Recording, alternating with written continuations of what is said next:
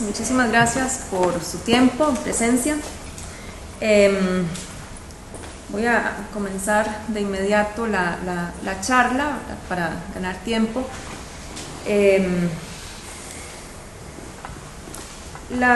Llegamos a un acuerdo para titularla Mujeres en la Historia del Arte, productoras artísticas, gestoras y mecenas. Después de rodear un tema que es realmente fascinante y complejo sobre las mujeres en la historia del arte, incluso desde diferentes enfoques, decidí acercarme a ciertas lecturas que han sido clave para una práctica de la historia del arte con enfoque feminista, en procura de articular una exposición más didáctica que ilustrativa y para incorporar a los libros, porque esta charla, por supuesto, es presentada a solicitud de Iris y de la Biblioteca Francisco Amiguetti. Los textos revisitados, así como otros, ¿verdad? Por supuesto que siempre pues toca hacer lectura,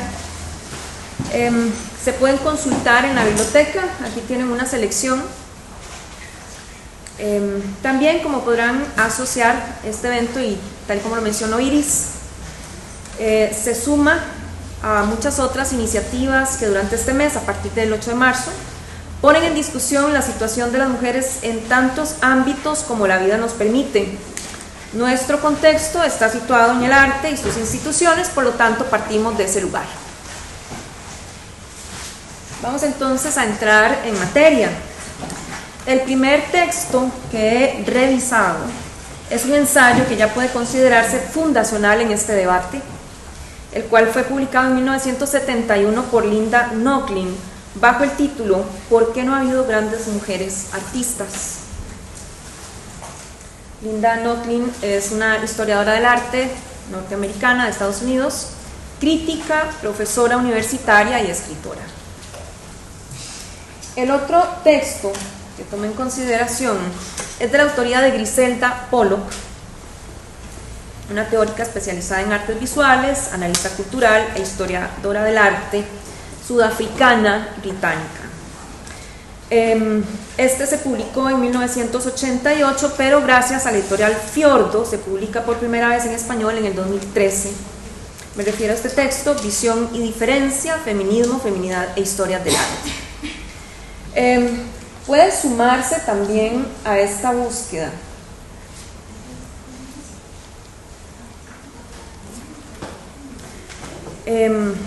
otras autorías y textos esenciales. Sin embargo, tenemos poco tiempo para completar esta actividad, así que haré un esfuerzo para referirme al tema de esta charla: mujeres en la historia del arte, productoras artísticas, gestoras y mecenas, a partir de una serie de planteamientos esenciales que estas dos autoras proponen y que han sido revisados, citados, debatidos, puestos en práctica en muchas investigaciones y publicaciones, incluidas investigaciones en el contexto latinoamericano y costarricense.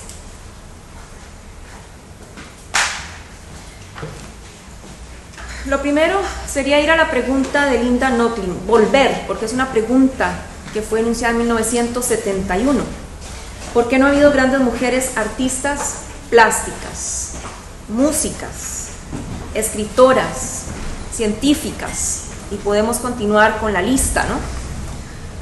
Y es que ante la interrogante, según Linda Nochlin, y creo que incluso hay que poner esa pregunta hoy, en 2023, topamos con resistencia ante la posibilidad de que una mujer, o como dice Nochlin, un ser humano con útero en vez de pene, sea capaz de crear algo significativo. En estas imágenes les muestro algunos casos que han sido obviados por la historia, como Sonia Terk, más conocida como Sonia Delaunay, o menos conocida debido al reconocimiento de su esposo, Robert Delaunay. Clara Schumann o Clara Wieck, Virginia Woolf, bastante destacada en la escritura, no obstante con muchos retos, pero también consciente de la situación de las mujeres en la escritura y en el arte. Y Rosalind Elsie Franklin, una científica a quien se le debe el mérito por un trabajo de reconocimiento fotográfico en el cual se descubre la cadena del ADN. Desde que la movilización feminista, después de la década de 1970, incursiona en el sistema de las artes, se han hecho innumerables esfuerzos por rescatar a las artistas del pasado, con tal de establecer una especie de genealogía femenina en el arte. Según señala nuestra autora, Linda Nochlin, estos esfuerzos implican revisiones biográficas para sacar de la infravaloración algunas artistas, así como descubrir o redescubrir otras carreras poco atendidas o del todo ignoradas. Aquí tenemos dos representaciones de una artista que está inmersa en el movimiento impresionista. Ella fue Berthe Morisot, en el cuadro que tienen a la izquierda, pintada por Manet. En el cuadro a la derecha, representada por su hermana Edma. Entonces veamos el caso de Berthe Morisot. Por ejemplo, busqué una publicación, porque ya saben que esto es rastrear información, es hacer un estudio, investigar, buscar bibliografía y sustentar la información que les estoy ofreciendo el día de hoy. Así que busqué información acerca de Morisot. Elegí de entre muchísimas publicaciones una que fuera breve, concisa, ¿verdad?, a la que podrían dedicársele unos 10 o 15 minutos de lectura, y no obstante, ese texto corto se esmera por dar la prueba de la brillantez e independencia de Berthe Morisot como artista respecto de los impresionistas y especialmente de Manet.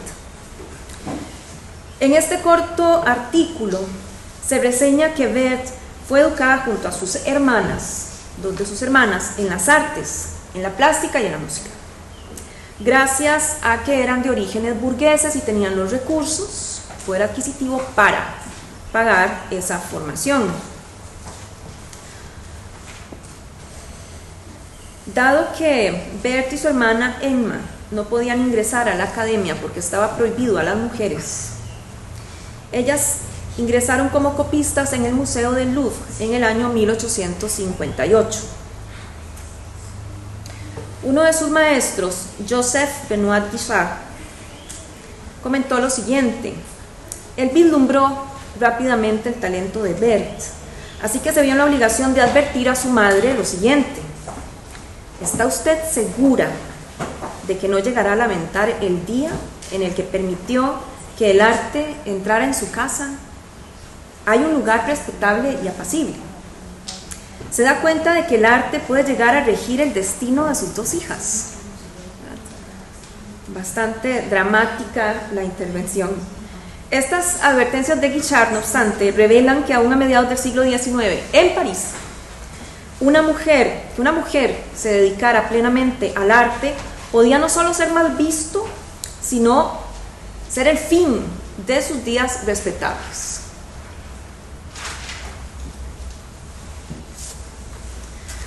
Sin embargo, hubo un pintor como Camille Corot que vio talento en las hermanas Morisot y a quienes facilitó algunos de sus propios cuadros para que ellas trabajaran este ejercicio de copia tan común en los estudios de arte durante siglos, y hasta las invitó a pintar en su taller en el verano de 1861, por supuesto acompañadas de su madre.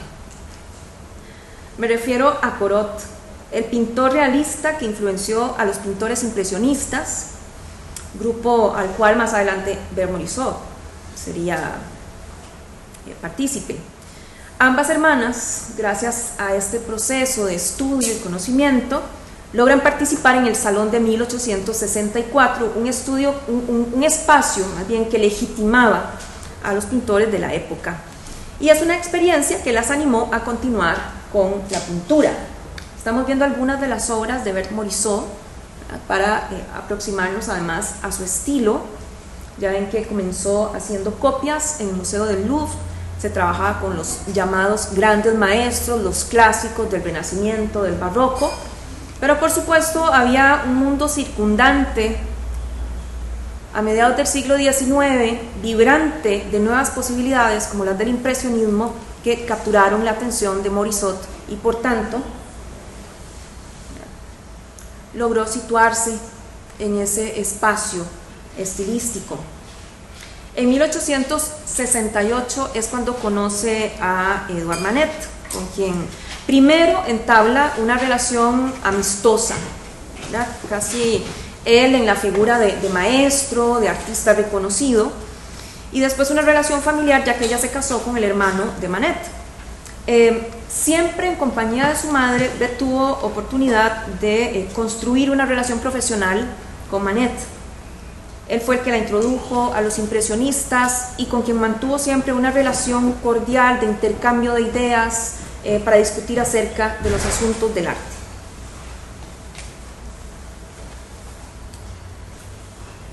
Tras el matrimonio, solo Berthe pudo continuar con su pintura, porque para su hermana, una vez contraídas las nupcias, fue el fin de su carrera como pintora. Aquí pueden ver un pequeño texto enviado en una carta por Edma, dirigida a Berthe, en el que le dice: tu vida debe ser maravillosa en estos momentos.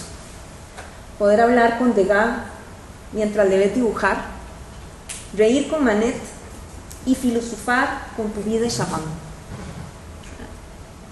Actividades a las que Edma quedó completamente privada.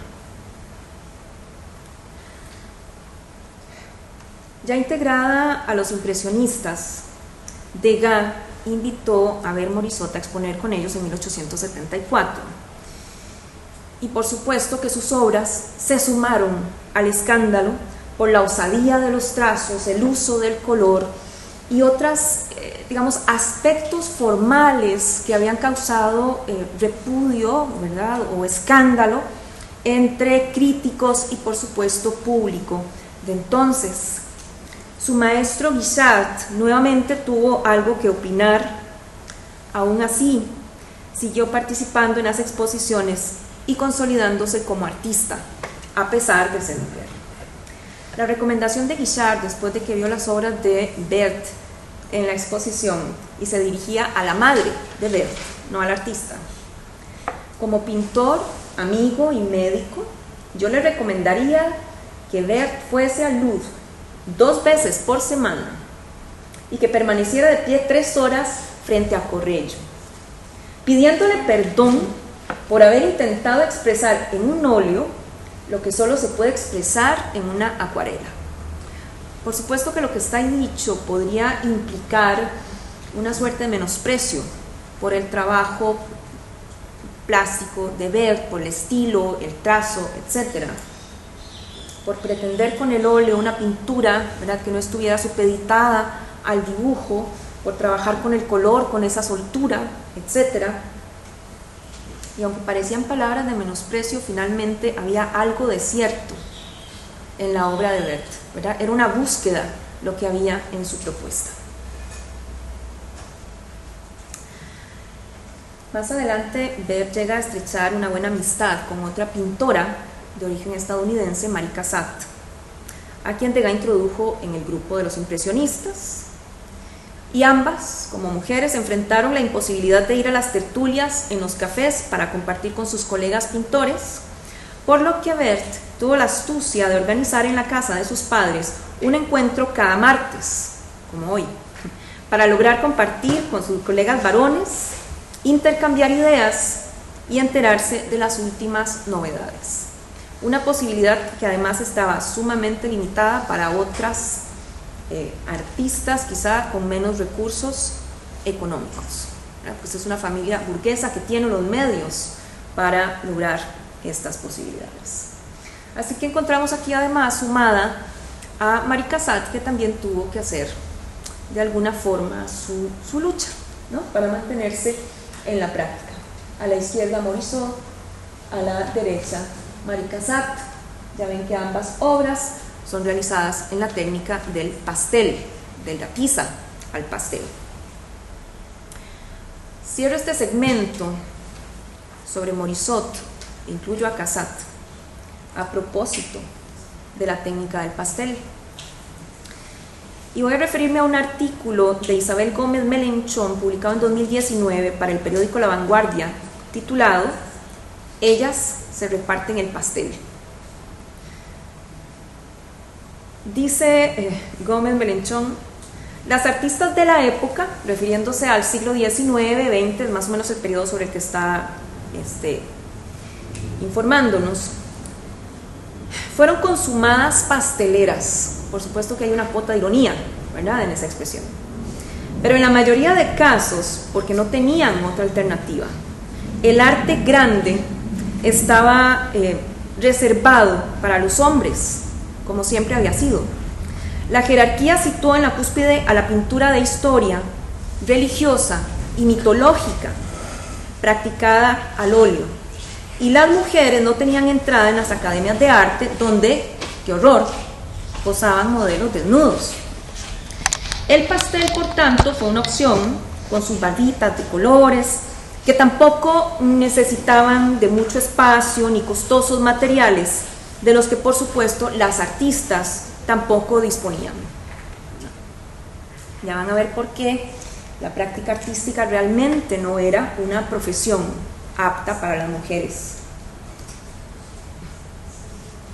Continuamos con otra obra de Marie Cassatt, realizada también al óleo, al pastel. Otro aspecto que señala Isabel Gómez, citando a su vez a la historiadora del arte Stéphane Pennant, en uno de los textos de la exposición a la que se alude en este artículo, una exposición titulada Tocar el color, la renovación del pastel, de la Fundación Mafre de Barcelona, señala la historiadora Pennant que las artistas mujeres destacaron en esta especialidad no suponía ni mucho menos un reconocimiento desde el momento en que pedía abrir a las mujeres las academias de dibujo municipales, porque la mujer se contenta con la segunda fila si el salario de un trabajo inferior basta para procurarle los medios de agradar. Entonces, no solamente aquí lo que estamos observando o escuchando acerca de esa mentalidad en el siglo XIX, y ya es un siglo XIX en la segunda mitad, entrando al siglo XX, no se refiere única o exclusivamente a la práctica artística, es en sí en la condición de la mujer en su rol en la sociedad. Pues, ¿por qué privarla de la práctica artística? Ya vamos a ver. Este último concepto que señala Pennant, los medios de agradar, es un concepto que se refiere a las cualidades que hacían más cotizables a las muchachas en edad casadera de las clases altas, porque las clases bajas, si podían sobrevivir, con eso basta, ¿verdad? No necesitaban más accesorios. Y esas cualidades, cuyo aprendizaje comenzaba desde temprana edad, estaban ligadas como a talentos que eran aprendidos o desarrollados, por supuesto, pagados en clases de canto, en la práctica de algún instrumento musical, la costura, la pintura, la lectura, ¿verdad? Todo, en el caso de la pintura, circunscrita únicamente a géneros como retratos, flores, bodegones y demás elementos que pudieran servir única y exclusivamente para el entretenimiento, ¿verdad?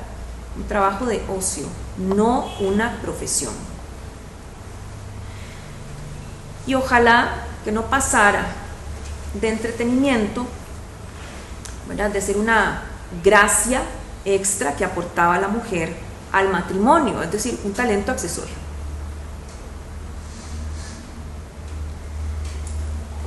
Siempre me he preguntado por estos retratos que observo realizados tanto por hombres como por mujeres, ¿verdad? Y aquí podemos preguntarnos por la mirada. ¿Quién mira al modelo o a las modelos? ¿Y de qué manera las representa? Generalmente encuentro unos rasgos, ¿verdad?, de sumisión, de retraimiento, de introspección de las modelos, ¿verdad? Como si esa fuera la situación. El personaje generalmente enclaustrado en ese espacio doméstico, privado, en una serie de actividades como las que les acabo de comentar, aptas para ser realizadas por mujeres: las del cuido, la lectura, la costura, la pintura estrictamente ornamental y de entretenimiento, la interpretación del canto o de algún instrumento musical también para entretener en el salón de la casa a los familiares y amigos, y nada más.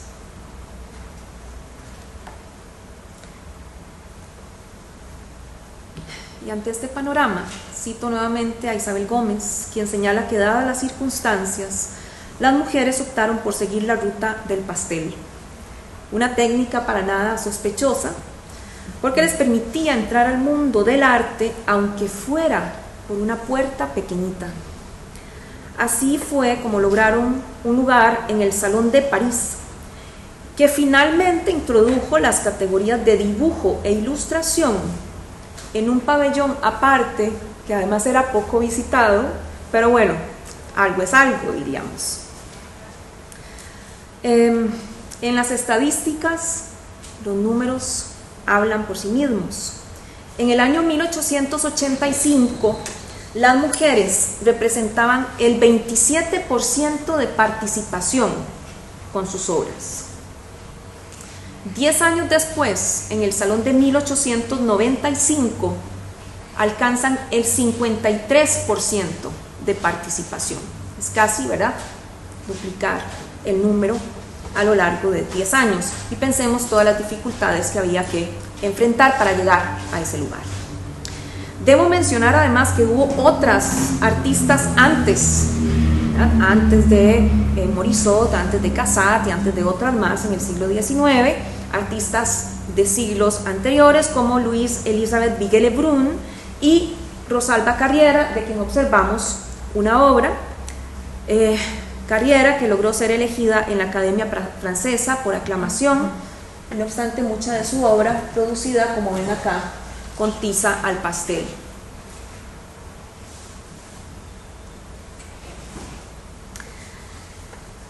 He realizado este ejercicio al que me refería anteriormente, que es el de mostrar o demostrar algo respecto de un artista, en este caso Bert Morisot, porque lo van a encontrar en el texto de Linda Nochlin, lo van a encontrar en los textos de Griselda Pollock también. Y para presentarlo, por supuesto, y poder estudiar el caso, he tenido que buscar publicaciones, ya vieron, de diversa índole y en diversos espacios de divulgación. Después de revisar lo que se ha dicho, creo que son trabajos que aportan conocimiento, especialmente para el público en general y también para el público especializado. Además, valoro el esfuerzo de investigar y traer toda esta información a la luz, pero siguiendo la ruta crítica que ha trazado gente en la historia del arte como Linda Nochlin, Griselda Pollock y tantas más, este proceso queda inconcluso e inconexo, ¿verdad?, y es insuficiente si no atendemos a algo más, y esto es la época. Los paradigmas que han dado sustento a ciertas ideas y cánones en la historia del arte. Hace falta indagar sobre quién ha sido considerado artista, y ese artista en mis notas está con mayúscula, y el por qué. Porque un artista es siempre o casi siempre hombre, caucásico, calificado de genio creador o que posee el genio creador, y sobre quien recae además una inspiración, un dote divino. Esas respuestas quizá las hallemos cuando analicemos las obras, artistas, las instituciones del arte en un determinado contexto histórico bajo los parámetros de pensamiento de su época. Tenemos que leer cuidadosamente, con enfoque crítico, cómo y quién ha escrito sobre la historia del arte, cuáles han sido las políticas culturales de cada contexto y a quién y de qué manera se le ha concedido un lugar en la historia del arte. Ahora, hay nada más ilustrativo que esta representación de George Elgar Hicks para pensar acerca del modelo ideal de mujer y su función en la sociedad europea del siglo XIX, ¿verdad?, para remitirnos a los casos que hemos venido citando. Aquí lo que encontramos es son 3 pinturas independientes, ¿verdad? Pero por supuesto pertenecen a una serie. La serie es La misión de la mujer. Las obras fueron realizadas entre 1862 y 1863. Y La misión de la mujer, según la Sociedad del siglo XIX, en la voz de Hicks, o en el pincel de Hicks, dice que sería primero la guía de la infancia. Parte, digamos, del texto de análisis es la mujer como madre, ¿verdad?, que acompaña a su hijo en sus primeros pasos. La compañera del hombre, ¿verdad?, de su marido, siempre fiel a su lado, ¿verdad?, incansable. Y el consuelo de la vejez, o la cuidadora de su anciano padre.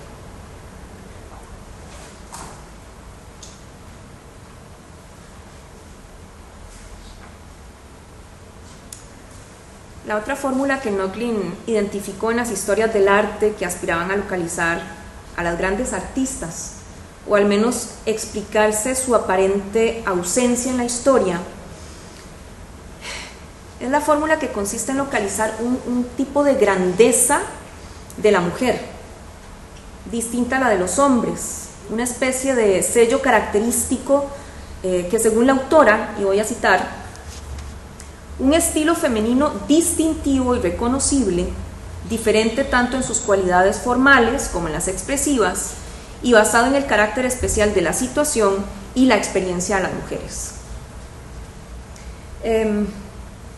Es un enfoque que parece razonable, ¿verdad?, si se considera que la experiencia de las mujeres en sociedad es diferente a la de los hombres, y que como colectivo podrían encontrarse en un estilo unificador, tal y como ocurre con otros movimientos artísticos como los seguidores de Caravaggio, los pintores del jinete azul o los cubistas. Sin embargo, no ha habido posibilidad de encontrar un colectivo de artistas en ese sentido, ¿no?, originado con un estilo unificado a partir de su experiencia como mujeres, ni siquiera partiendo del sentido de lo femenino. Un femenino que está asociado a lo sutil, lo suave y delicado, lo introspectivo, lo melancólico, lo minucioso, fino, preciosista, frágil, introvertido, intimista. Todas estas características que son incluso reconocibles en muchas producciones plásticas de artistas masculinos. Bueno, aquí busqué una pieza, por supuesto, en categoría o en género de representación, los jalones de flores, muy populares en el periodo barroco, y las pinturas de bodegones. Esta es una obra de Clara Peters, creo que me comí una C, Clara Peters, con esta naturaleza muerta o jarrón de flores. No ha sido posible vincular mediante la categoría de la esencia sutil femenina y todas sus variables la obra de artistas como Artemisia Gentileschi o Angelica Kauffman. Tampoco Rosa Bonheur o Susan Baladón o Kate Kollwitz, Barbara Hepworth, Georgia O'Keeffe y tantas otras más que podríamos citar. Es decir, podemos hacer una lista que nos dé aquí a las 4 de la tarde, ¿verdad?, listando nombres, y no importa el estilo, la época o el movimiento artístico que podrían haber perseguido, no logramos localizar la esencia de lo femenino como hilo conductor en esas propuestas artísticas.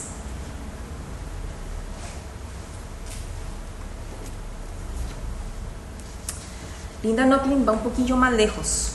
Ella inclusive elabora una breve lista para probar esta teoría con escritoras, y en esta lista tampoco consigue localizar esa esencia de lo femenino, el distintivo femenino en la escritura, ¿verdad? Y lo hace solamente para comprobar que es una estrategia falaz que encasilla a las artistas en un dominio sumamente limitado.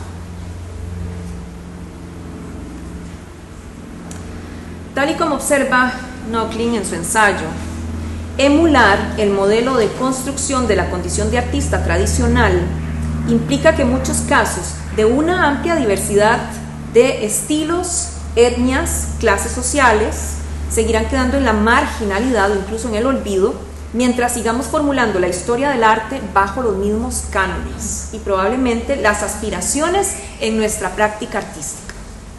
Para no limitarme únicamente a que esta exposición se reduzca al ejercicio de quien investiga o hace historia del arte. La práctica artística también tiene que ser consciente, ¿verdad? Tomar una posición. Existe un orden social que ha fomentado ideas sobre la naturaleza de las capacidades humanas y la diferenciación por clase social, por sexo, género, etnia, edad. Creo que pueden de pronto, ¿verdad? Podríamos aquí pensar en las teorías de la evolución y en otra serie de principios incluso que vinieron a ser planteados por la ciencia, por la psiquiatría, entre otras, ¿verdad? Para determinar diferenciaciones entre grupos sociales, por ejemplo, las diferenciaciones entre sexo, género, las diferenciaciones también entre diferentes etnias que, bueno, quizá justificaron el dominio de unas sobre otras y justificaron ejercicios de poder a lo largo de la historia de la humanidad. Eso lo podemos, por supuesto, comprobar.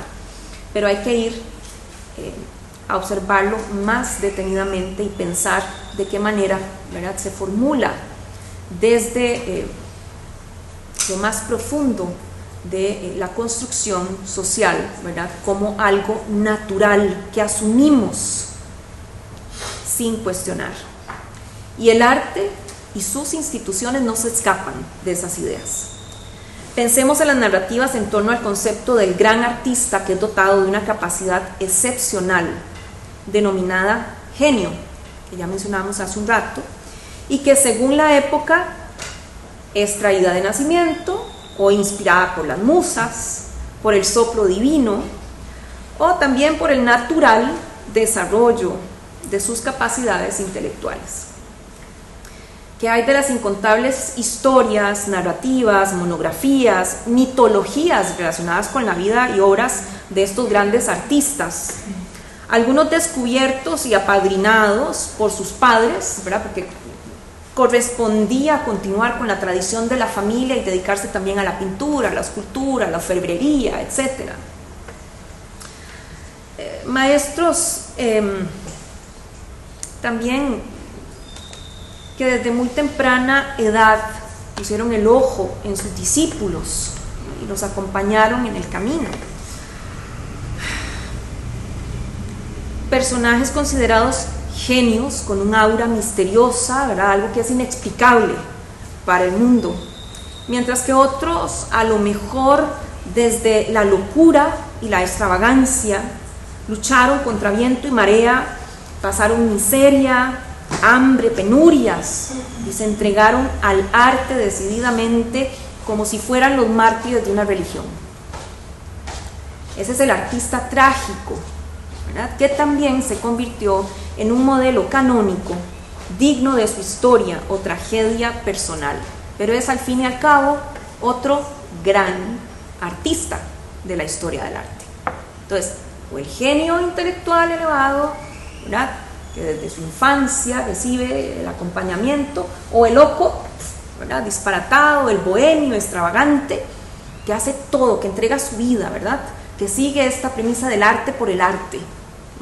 En cualquiera de los dos casos, incluso si pasó la vida desgraciada, como en este caso agregué la imagen de Modigliani, pero creo que pueden tener por ahí en mente incluso a Van Gogh, entre otros casos, ¿verdad?, de esas historias tristes, de miseria, etcétera, pero que son elevados, ¿verdad?, a un estatus de genialidad que no logramos explicar.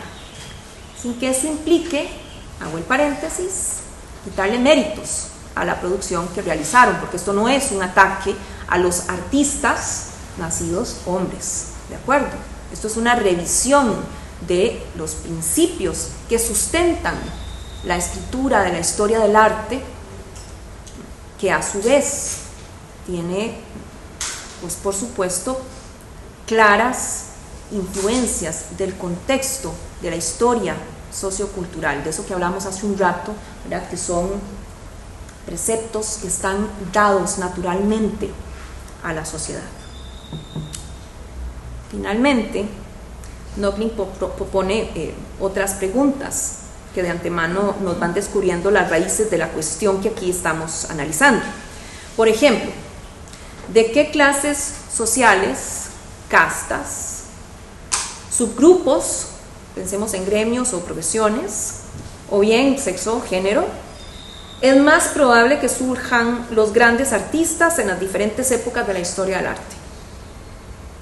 ¿Cuáles son las condiciones adecuadas para producir arte? Esa es una gran pregunta.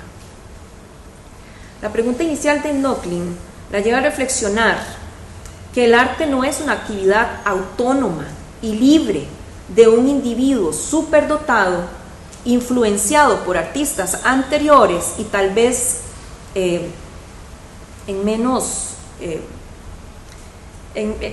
carga por las fuerzas sociales, ¿verdad? Sino que la situación total de la creación artística, tanto en términos del desarrollo del creador de arte como en la naturaleza y calidad de la obra en sí misma, tiene lugar dentro de una situación social. Es un elemento integral de esta estructura social y viene mediada y determinada por instituciones sociales específicas y definibles, ya sean las academias de arte, los sistemas de mecenazgo, las mitologías del divino creador, el artista como hombre hecho a sí mismo, ¿verdad? O como el marginado social. Mientras tanto, ¿cuál ha sido la historia de las artistas? Y bueno, aquí ponía este caso, que es el del gran artista de la escultura, Rodin, y otra artista de la escultura, Camille Claudel, ¿verdad? Una historia compleja, por no decir complicada, ¿verdad? Pero que tenemos que volver a visitar, ¿verdad? Porque hay que también erradicar, en cierto modo, esas aproximaciones de las historias del arte con mitologías y victimismos negativos, hoy diríamos tóxicos.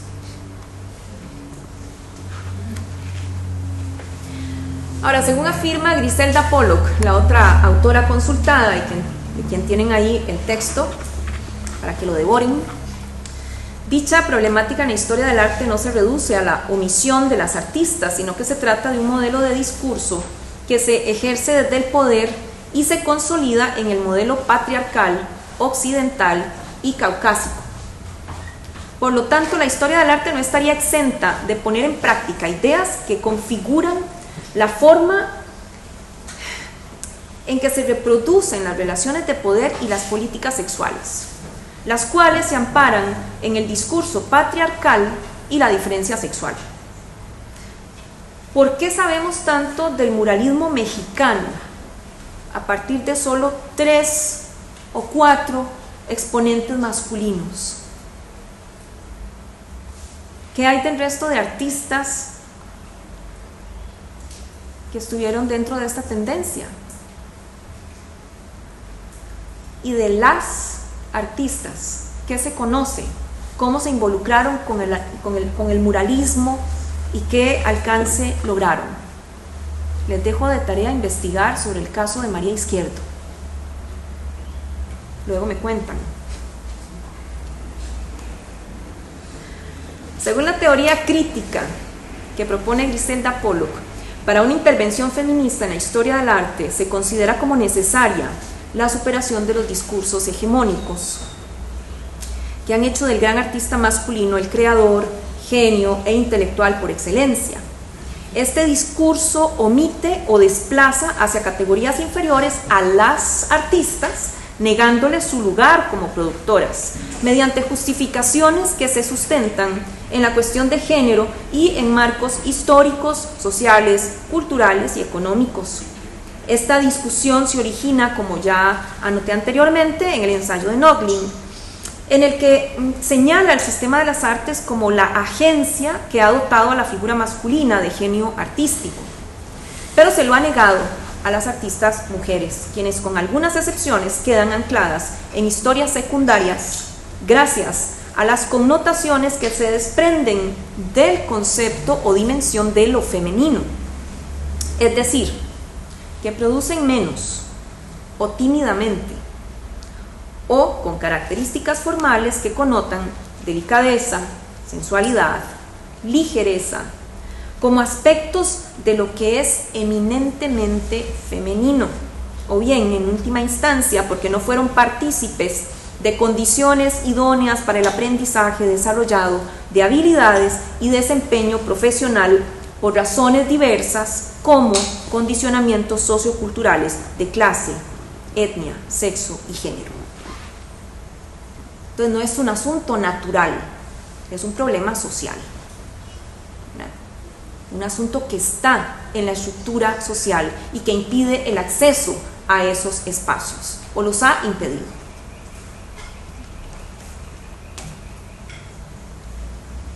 Y ahora habría que cuestionarnos de qué manera es que hay acceso a esos espacios y en qué medida.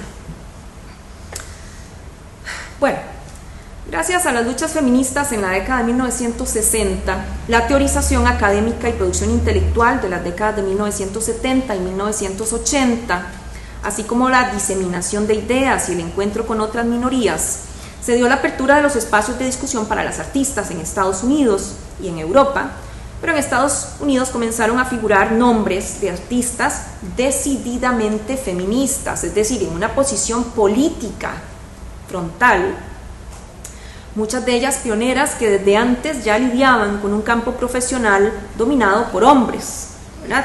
En este caso, bueno, eran los artistas, eran los curadores, eran los críticos y eran los historiadores del arte. Entre estas artistas podemos nombrar a Nancy Spero, Caroline Shinman, Judy Chicago, Ana Mendieta, Barbara Kruger, Cindy Sherman, Mónica Mayer y las Guerrilla Girls, un colectivo anónimo de artistas feministas antirracistas que se origina en el año 1985, entre tantas otras. Y probablemente tendríamos que hacer una segunda parte de esta charla para que vayamos a buscar en otros contextos, en América Latina, en Costa Rica, ¿verdad? Hoy pues necesariamente el plan era darles una visión más general de esta historia, de este proceso y especialmente de la construcción de esos conceptos y cómo abordarlos críticamente.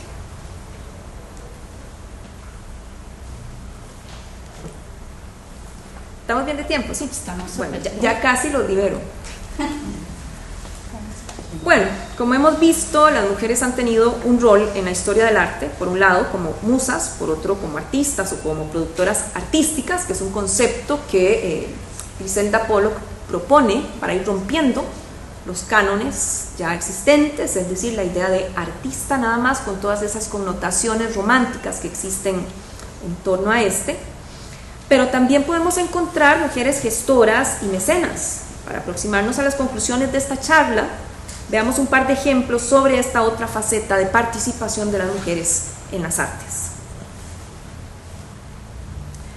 En calidad de gestoras y mecenas, he localizado muchísima información. Cito, por ejemplo, el artículo de Hélène Thielon Pardo, que refiere al Congreso Internacional del 2014 en la Universidad París, Sorbona, llamado Mecenazgos y Patronatos Femeninos en la Península Ibérica Medieval en los siglos X al XV, con la intención de seguir indagando en comprender cómo y en qué manera las mujeres, madres, tías, hermanas o esposas de reyes, habían sido asociadas al ejercicio del poder durante el periodo medieval, así como interrogar el papel que desempeñaron ciertas reinas, infantas, señoras y abadesas en el desarrollo y la promoción de la cultura y de los saberes en la península ibérica.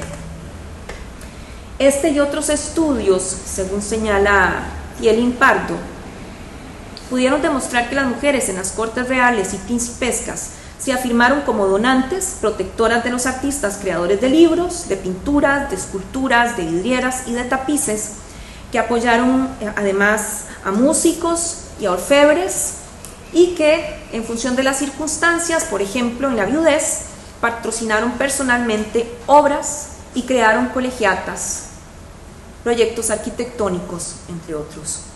Al margen de la acción de sus esposos, algunas reinas, princesas o mujeres nobles también patrocinaron grandes proyectos arquitectónicos, construcciones de capillas y conventos, una actividad que en general era considerada como más específicamente masculina. Ahora, se conocen las realizaciones de algunas de estas mujeres en el paso del siglo XV al XVI, el patronato de Catalina de Medici, que es un caso al que me voy a referir brevemente, de gran variedad, puesto que en el caso de ella concierne a diferentes manifestaciones artísticas. También se pueden mencionar los nombres de Jeanne de Jonillac, en el entorno de Margarita de Navarra, cuyo papel de protección de las letras y de las artes es bien conocido también, Anne de Bretagne, Diane de Poitiers o las ricas abadesas de la abadía de Fontevraud. Con Catalina de Medici tenemos un caso muy particular, conocida como la Reina Serpiente. Otra tarea es ir a investigar esa historia, ¿no?, de su vida. Qué interesante, además, su posición como estratega política, etcétera, sin juzgar de pronto algunas decisiones que podríamos pensar lamentables. Catalina de Medici, en una época de guerras civiles y declive de la monarquía, no fue una época fácil la que tuvo que enfrentar, buscó reforzar el prestigio real a través de una espléndida exhibición cultural. Creo que podemos volver al principio de cómo las artes muchas veces son, ¿verdad?, el vehículo o son un recurso del poder, ¿no?, para manifestar ciertas ideas de los grupos, de las élites, ¿verdad? Es un instrumento, por supuesto, para las élites. Una vez que se hizo con el control del tesoro real, Catalina estableció un programa de mecenazgo artístico que duró 3 décadas, un tiempo durante el cual la reina ejerció el patronazgo de la cultura del Renacimiento tardío francés en todas las ramas del arte. El inventario del Hotel de la Reina, realizado tras la muerte de Catalina, reveló que había sido una gran coleccionista. Entre sus posesiones había tapices, mapas, esculturas, tejidos de calidad, muebles de ébano con incrustaciones de marfil, juegos de porcelana china, cerámicas de Limoges, así como centenares de retratos.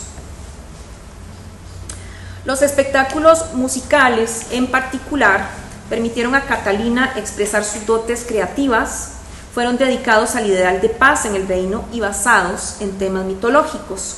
Para crear los dramas, la música y los efectos escénicos, la reina contrató a los mejores artistas y arquitectos de la época. La historiadora Frances Yates la califica como una gran artista creadora de festivales. Catalina introdujo cambios graduales en los espectáculos, por ejemplo, le dio mucha importancia a las danzas en los números que constituían los puntos culminantes de las fiestas. Aquí vemos una representación titulada El triunfo del invierno de Antoine Caron, uno de los pintores de esa corte, ¿verdad?, composiciones alegóricas que recrean las grandes fiestas celebradas en la corte de Catalina de Medici, es decir, con todo ese esplendor. Los espectáculos musicales, y en particular permitieron a Catalina expresar sus dotes creativas, fueron dedicadas al ideal de paz en el reino y basados en temas mitológicos. De esos avances creativos surgió una nueva forma de arte, que es el ballet cortesano, y se conoce como el primer ballet auténtico al ballet cómico de la reina de 1581, en el cual se presentó una fusión de danza, música, poesía y escenografía, ¿verdad? Es decir, había un séquito de personas de diferentes prácticas, artesanas, artistas, etcétera, que eran financiadas por Catalina en pos, ¿verdad?, de llegar a concretar estos espectáculos. Estas son la representación de las 4 virtudes, una ilustración del ballet cómico de la reina, ¿verdad?, la preparación de los vestuarios, etcétera, y mucho de este material ha quedado resguardado gracias a la práctica del grabado, con la cual se realizaban ilustraciones que luego se imprimían y salían publicadas en formato de libros, y por eso tenemos ahí el resguardo de las imágenes, o por lo menos de la información.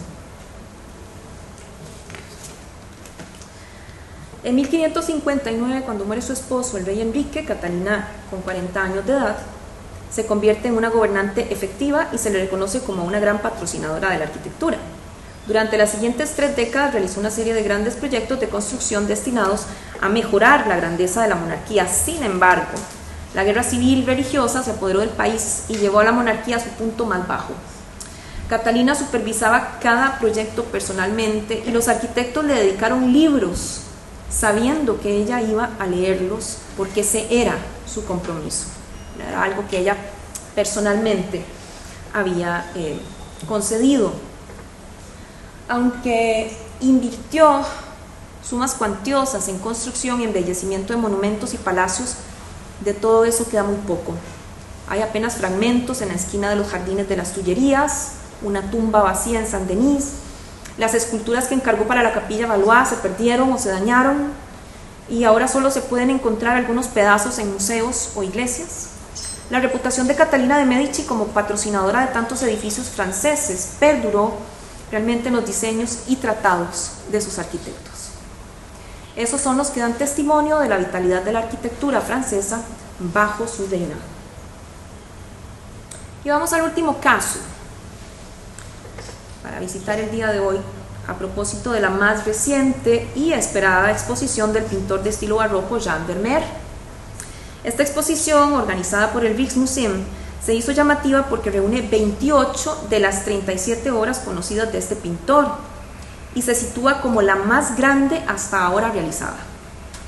Esta exposición vino a causar sensación por el hecho que durante la investigación, porque una exposición no es nada más sacar los cuadros y llevarlos a colgar a la galería, hay todo un proceso de investigación para construir la exposición, dar cuenta al público, según la institución que patrocina el evento, acerca de la producción de este artista, con qué criterios se seleccionan las obras que están expuestas, ¿verdad? Cuál es la finalidad, y con suerte hacer hallazgos como este.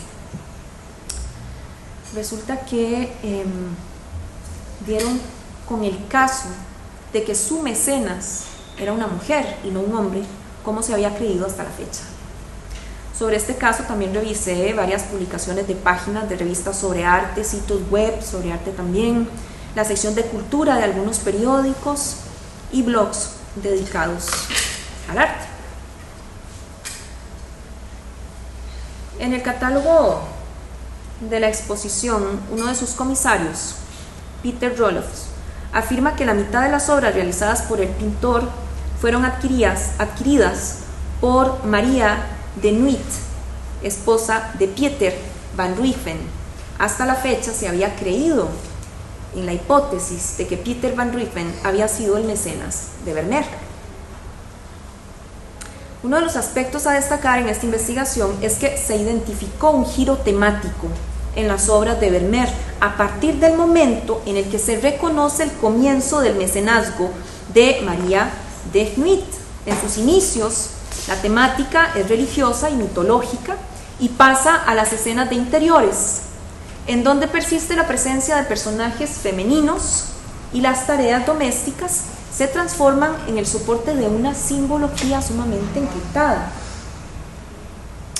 Por lo tanto, es probable que el origen de esta nueva y misteriosa iconografía se manifiesta el gusto y la voluntad de María de Nuit, quien quizá habría guiado a Vermeer por esos senderos creativos tan distintos a sus primeras obras. De las obras de Vermeer siguen realizándose interesantísimos hallazgos. Esta, por ejemplo, en esa parte superior a la derecha, ¿verdad?, donde puede percibirse una sombra, con nuevos estudios, ¿verdad?, rayos X, encontraron la presencia de un cupido. Así que probablemente, ¿verdad?, es de pronto una interpretación picaresca acerca del contenido de la carta que está leyendo la muchacha. No es una carta cualquiera. El cupido quedó finalmente oculto, probablemente, ¿verdad?, por un tema de moral o discreción sobre el caso representado, porque hay otros elementos sobre la mesa, iconográficos, que podrían tener implicaciones de mucha seriedad, como por ejemplo el recipiente.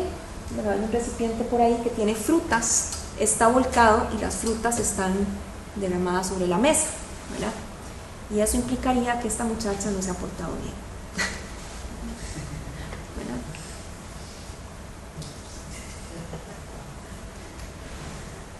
Bueno, como ha argumentado Peter Ruffels en el catálogo, en la sociedad neerlandesa del siglo XVIII, decorar el hogar con obras artísticas era una tarea doméstica y en consecuencia propia de la mujer. A pesar que no es de extrañar que una mujer fuera mecenas de un reconocido artista, sobran ejemplos en España, en Italia, acabamos de mencionar algunos. Y el hecho de que María de Nuit comprara y quizá influyera en la producción de Vermeer aporta un enfoque distinto a la hora de interpretar las razones del artista respecto de tan enigmáticas representaciones. Este caso también permite vislumbrar una realidad en la Holanda de los siglos XVI y XVII, en la que muchos de los beneficios económicos de la intensa actividad comercial holandesa fueron invertidos en arte. Además, reconocer que la inversión se enfocara en las artes, porque las características geográficas, por ejemplo, en Países Bajos, hicieron difíciles las inversiones en bienes raíces. O que la prohibición del calvinismo sobre las imágenes religiosas impulsó, en cierto modo, el comercio artístico particular y secular, dejando a la iglesia básicamente desterrada como mecenas. Estos factores son, según la investigación citada, los que dieron la oportunidad a este matrimonio, y especialmente a María, para protagonizar como mecenas y favorecer la producción de uno de los grandes pintores del siglo XVII. Cierro con esta obra, que es un detalle a la izquierda del cuadro La Alcahueta, de 1656 aproximadamente. Algunos consideran que es probablemente un autorretrato donde Vermeer se incluye. Yo lo encuentro muy feliz, probablemente porque el mecenazgo de María le dio de comer a Vermeer. Cierro con lo siguiente. Como estaba haciendo trabajo de investigación, buscando información y datos, etc., cuando hice una búsqueda sobre la mecenas y las mecenas, el corrector inmediatamente hizo su aparición. El mecenas, los mecenas. No es un ataque, como les dije, ¿verdad?, a los hombres, ¿verdad? Esto es un asunto de revisión de nuestra estructura sociocultural y de la historia que seguimos perpetuando. Mecenas dice que es una persona o fundación rica y poderosa que protege a los artistas y adquiere o promueve sus obras. Y palabras similares son protector, patrocinador, patrono, favorecedor, bienhechor. Yo entiendo la comodidad del lenguaje, por supuesto, y que hemos asimilado, ¿verdad?, que en cierto modo es un término neutro. Pero de pronto, cuando hago la investigación y las búsquedas, esto me sigue resonando, ¿verdad? La omisión que ya se nos hizo natural. Cierro con esta frase de Nochlin. El problema no está en nuestros astros, nuestras hormonas o nuestros ciclos menstruales, ni en nuestros espacios interiores vacíos, sino en nuestras instituciones y en nuestra educación. Muchas gracias.